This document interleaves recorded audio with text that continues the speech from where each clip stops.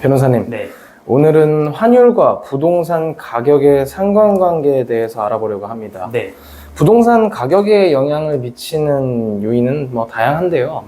수요, 공급, 금리, 정책 등등 있는데 네, 네. 주로 국내 이슈이지 않습니까? 네, 그렇습니다. 하지만 부동산 가격은 국내 이슈에만 영향을 받지는 않습니다. 국내 이슈는 국제 이슈랑 떼놓고 볼 수 없기 때문인데요. 맞습니다. 그 국제 이슈 중에 그 중에서 환율에 대해서 좀 알아보려고 하는데요. 이 환율로 헷갈려 하는 분들이 되게 많아요. 그게 이제 기준점이 없기 때문에 헷갈리는 건데 기준점을 딱 잡으면 헷갈리지 않거든요. 네. 그 기준점이 바로 달러예요, 달러. 왜냐면 달러가 기축통화이기 때문에 환율을 볼 때는 앞에다 달러라는 단어를 붙여서 달러 환율이 올랐다 내렸다 이걸 보면 되는데 지금부터 구체적으로 말씀드리겠습니다. 네, 변호사님 달러를 기준으로 이제 환율이 올랐다, 내렸다를 봐야 한다고 말씀해 주셨습니다. 네네. 환율이 올랐다, 내렸다의 의미가 뭔가요? 제가 달러 환율이라고 말씀드렸으니까 달러 환율이 올랐다는 건 달러 가치가 높아졌다는 거거든요. 이걸 이제 가치가 높아졌다는 걸 평가 절상됐다고 표현해요. 네. 원래 예컨대 예전에는 1달러에 1,000원 하던 게 1달러에 1,500원이 됐다 하면은 똑같은 1달러로 가치가 높아진 거잖아요. 이걸 이제 달러 환율이 올라간 거거든요. 반대로 달러 환율이 내렸다는 거는 이제 달러 가치가 낮아진 거니까 평가 절하되었다고 표현하고요. 반대로 1달러에 1,500원 하던 게 1,000원이 됐다. 이렇게 되면 달러 환율이 내려간 거죠. 네, 그럼 항상 이제 좀 달러를 기준으로 환율이 오르고 내린다고 표현하면 되겠네요. 그렇죠. 그렇다면 이제 원화를 기준으로도 한번 말씀 부탁드립니다. 그 달러가 기준으로 환율을 표현하는 거니까 원화는 당연히 반대가 되는 거고요. 그 크로스가 되는 거니까 달러 환율이 오르면 원화 환율이 내리고 네. 달러 환율이 내리면 원화 같이 올라가는 거잖아요. 하나가 평가 절상이 되면 하나가 평가 절하가 되는 거고 반대로 하나가 평가 절하가 되면 하나가 평가 절상이 되는 거예요. 그래서 헷갈리면은 원화를 기준으로 했다가 달러 기준으로 보는 게 아니라 항상 달러를 기준으로 보고 그냥 원하는 달러를 반대로 해석하면 되는 거죠. 변호사님, 그러면 매일 왔다 갔다 하는 게 이제 환율이지 않습니까? 그럼 환율은 오르는 게 좋은 건가요? 아니면 내리는 게 좋은 건가요? 이게 이제 결론부터 얘기하면 오르는 게 좋은 것도 아니고 내리는 게 나쁜 것도 아니고요. 각자 장단점이 있는 거예요. 네. 그 옛날에는 이제 학교 다닐 때 우리가 달러 환율이 오르면 좋은 거라고 배웠어요. 왜냐하면 환율이 오르면 수출이 잘 되거든요. 우리나라에서는 어릴 때 그 산업화 시대에 수출이 잘 되면 항상 좋은 걸로 가르침을 받았기 때문에 네. 수출만 잘 되면 뭔가 다 성공한 것처럼 해석하는 경향이 있었고 그래서 달러 환율이 오르는 게 좋다고 표현했는데 꼭 그렇진 않습니다. 그러면 환율이 오르면은 어떻게 될까요? 환율이 오르면 당연히 수출이 잘 되는 거고요. 왜냐하면 해외에서 우리나라 제품의 가격 경쟁력이 높아지는 거거든요. 네. 그러니까 그 가격 경쟁이 높아지면 이제 무역 수지 흑자로 개선이 되니까 대기업의 영업 실적이 좋아져요. 그래서 예컨대 삼성전자 반도체 매출이 영업 실적이 피크를 찍었다. 이럴 때는 환율이 올라서 그런 거거든요.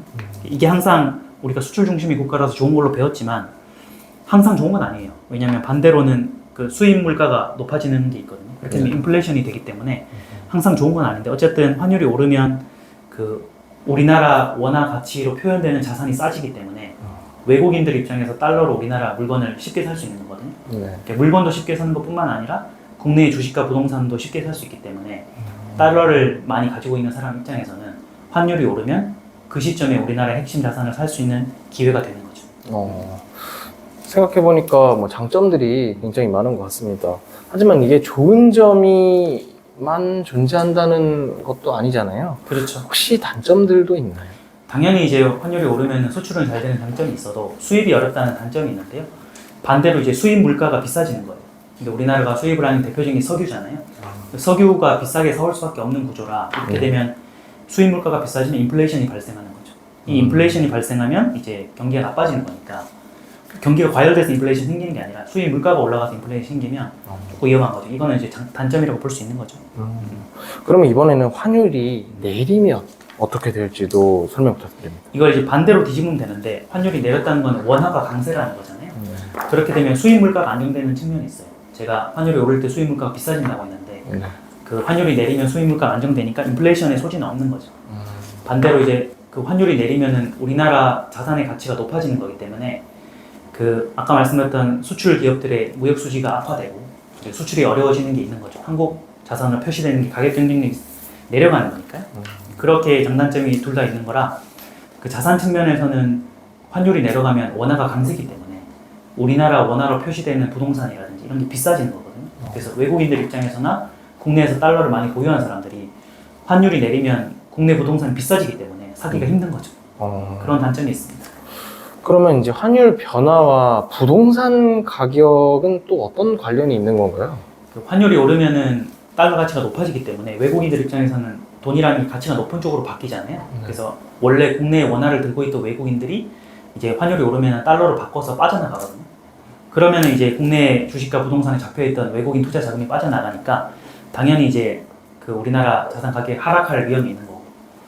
그리고 이제 달러를 많이 가지고 있던 사람 입장에서는 그 환율이 폭등하게 되면 국내 그 주식이나 부동산 가격이 시차를 두고 떨어지는데 그 시점에 이제 달러를 가지고 우량 자산을 싸게 매입할 수 있는 거니까 투자의 기회가 되기도 합니다. 그러면 변호사님 마지막으로 좀 환율과 부동산 가격에 대해서 간략하게 요약 정리를 좀 해주실 수 있을까요? 그 복잡하게 얘기했지만 정리하면 환율과 부동산 가격은 그 반대의 상관관계가 있는 거예요. 그래서 환율이 오르면은 국내의 부동산 가격이 하락하기 때문에 투자의 기회가 되는 거고, 환율이 내리면은 국내 부동산 가격이 올라가기 때문에 투자의 기회라고 볼 수 없는데요. 다만 이제 주식은 황금성이 좋기 때문에 빠르게 변하고 부동산은 황금성이 낮아서 주식보다 늦게 변하거든요. 그래서 주식과 부동산은 시차를 두고 변화의 폭이나 그 빠르기가 다를 뿐이지 어쨌든 방향성은 같단 말이에요. 그래서 정리하면 환율과 부동산 가격은 역방향의 상관관계가 있습니다.